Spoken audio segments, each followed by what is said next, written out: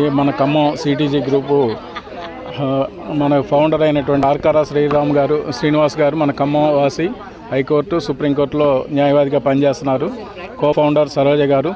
ఇక్కడ ఖమ్మంలో ఉన్నటువంటి వ్యక్తుల్లో జ్యోతి గారు, సరోజిని గారు, తర్వాత నిర్మల్ గారు, వీళ్ళు మెయిన్ అడ్మిన్స్గా ఉండి మన యొక్క సిటీజీ అనేటువంటి నినాదం ఏంటంటే నాటు విత్తనాలని ప్రోత్సహించడం.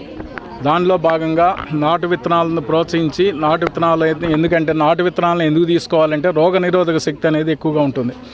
ఈ రోగనిరోధక శక్తి ఎక్కువగా ఉంటుంది, నిల్వ సామర్థ్యం అనేటువంటిది ఎక్కువగా ఉంటుంది.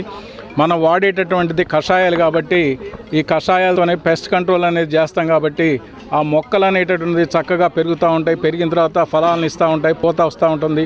అవన్నీ చూసేటటువంటి ఆనందం ఏదైతే ఉంటుందో సభ్యుల్లో వాళ్ళ యొక్క ముఖాల్లో మనం ప్రతిరోజు కూడా వాళ్ళు పెట్టేటటువంటి బొమ్మలు అవన్నీ చూసిన తర్వాత ఈ నాటు విత్తనాన్ని పెంపొందించడం వల్ల సేకరించేటువంటి నేను దాదాపు ఏజెన్సీ ఏరియాల్లో మా మేడం పనిచేయడం వల్ల ఎక్కువ భాగాన్ని నాటు విత్తనాలని సేకరించిన తర్వాత మా గ్రూప్కి విత్తన బ్యాంక్ అనేటువంటిది పెట్టాం. ఆ విత్తన బ్యాంక్కి ఇచ్చిన తర్వాత సభ్యులందరికీ కూడా డిస్ట్రిబ్యూట్ అవుతుంటాయి. నాటు విత్తనాలని ప్రోత్సహించాలనేటువంటి ఉద్దేశంతోనే ఈ సిటీజీ దాంట్లో బయట విత్తనాలు వద్దు, మనకి కావాల్సింది జెన్యున్ సీడ్స్ ఏదైతే ఉన్నాయో నాటు విత్తనాలే మనకు కావాలి.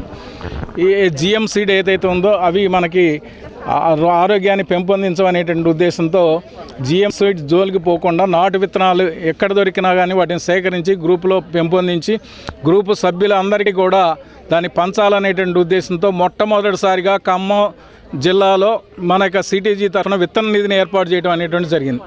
ఈ విత్తన నిధి ద్వారా మన జిల్లాలో 650 మంది సభ్యులు ఉన్నారు. 650 మంది ఇళ్లలో కూడా ఈ విత్తనాలు అనేటువంటి చేరినాయి. తర్వాత మన ఫౌండర్ గారు ఏదైతే ఉన్నారో ఫస్ట్ దీన్ని స్టార్ట్ చేసింది స్ట్రాబెర్రీలతో. ఈ స్ట్రాబెర్రీల నుంచి చామంతి మొక్కలు, తర్వాత మనకి యాపిల్ మొక్కలు కూడా వచ్చినాయి ఈ సంవత్సరం. దాని తర్వాత గ్రీన్ చామంతి అనేటువంటిది వచ్చింది. ఇవన్నీ కూడా మనకి రకరకాల సీజన్లో వాటిని తీసుకురావడం, వాటిని మనం పెంచేటటువంటి వాతావరణాన్ని కల్పించడం, సభ్యులు అందరికీ కూడా డిస్ట్రిబ్యూట్ చేయడం అనేటువంటిది తీసుకుంటున్నారు. తర్వాత అవన్నీ వచ్చిన తర్వాత వాటిని ఏ విధంగా నాటాలి, కావాల్సినటువంటి సాయిల్ మిక్స్ అనేటువంటిది మెయిన్గా. ఈ సాయిల్ మిక్స్ అనేది, తర్వాత పెస్ట్ కంట్రోల్ అనేటువంటిది, రకరకాలైనటువంటి వాటిని ఎలా కంట్రోల్ చేయాలనేటువంటిది నేను పాలేకర్ గారి శిష్యుడిగా నేను దాదాపు 30-40 సంవత్సరాలు, నాకు 60 ఎకరాల వ్యవసాయం ఉంది, ఉపాధ్యాయుడిగా చేసి రిటైర్ అయ్యాను.